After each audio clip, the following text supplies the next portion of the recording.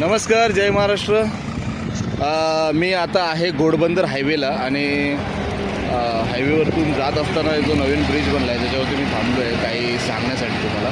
कारण आता मी येत असताना हायवेला ठाण्यावरनं मी येत होतो घोडबंदर हायवेला.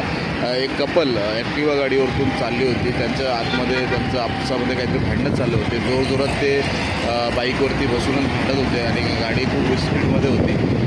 भांडता त्या दोघांचंही मोठं संभाषण जोरजोराने सुरू होतं. एकमेकाला ते ओरडत होते. काय कारण असेल त्यांचं भांडण्याचं ते आपल्याला माहीत नाही. पण सांगायचं तात्पर्य असं की ते भांडता येऊन फाउंटनच्या इथे त्यांची गाडी स्लिप झाली आणि जोरदार त्यांना मार लागला आहे, दुखापत झालेली आहे आणि गाडीची अवस्था एकदम खराब झालेली आहे. म्हणजे समोरनं त्या गाडीचं पूर्ण बोनेट पूर्ण तुटलेलं आहे आणि आम्ही सगळे पब्लिक तिथे थांबलो आणि पटकन त्या महिलेला रिक्षात टाकलं आणि तिला पाठवलं आहे. आता पुढे काय होईल ते त्यांनाच माहिती. कारण हॉस्पिटलला ते गेल्याने एक दोन तिथे उभा होता. बहुतेक तो तिच्यासोबतचाच असेल पण काही कळत नाही. तर पब्लिक पण भरपूर होती. पण माझं एकच सांगणं आहे की असं रस्त्यावरती भांडत जाऊ नका आणि हायवे साईडला जर तुम्ही असाल तर प्लीज असं करू नका.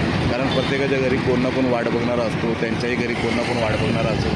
असा अचानक त्यांना फोन गेला, मेसेज गेला की बाबा तुमच्या पोरांना काहीतरी झालं आहे, तर त्यांना खूप दुःख होईल, वाईट वाटेल आणि त्यांना धसकाही बसू शकतो. पण प्लीज असं करत जाऊ नका आणि विनंती करतो सगळ्यांना आणि देवाला प्रार्थना करतो की बाई त्यांना जी दुखापत झालेली आहे त्यातनं ते लवकरात लवकर बाहेर येऊ आणि त्यांची तब्येत सुरळीत होते आणि परत आयुष्य त्यांच्या आनंदाने जाऊ दे एवढंच बोलतो. कारण मित्रांनो भांडून काही होत नाही आजकालच्या जगात. कारण बोलता असता माणूस जातो आहे. कशासाठी आपण भांडतो आहे? जगा आनंदी राहा, दोन तास सुखाचे खा आणि प्रेमाने जावा. कशाला हे वादविवाद पाहिजे. चला, शुभरात्री. सगळ्यांनी आठवणीत ठेवा. गुड नाईट सांगायचं होतं म्हणून मी थांबलो. मस्त समुद्राची हवाई घेतो.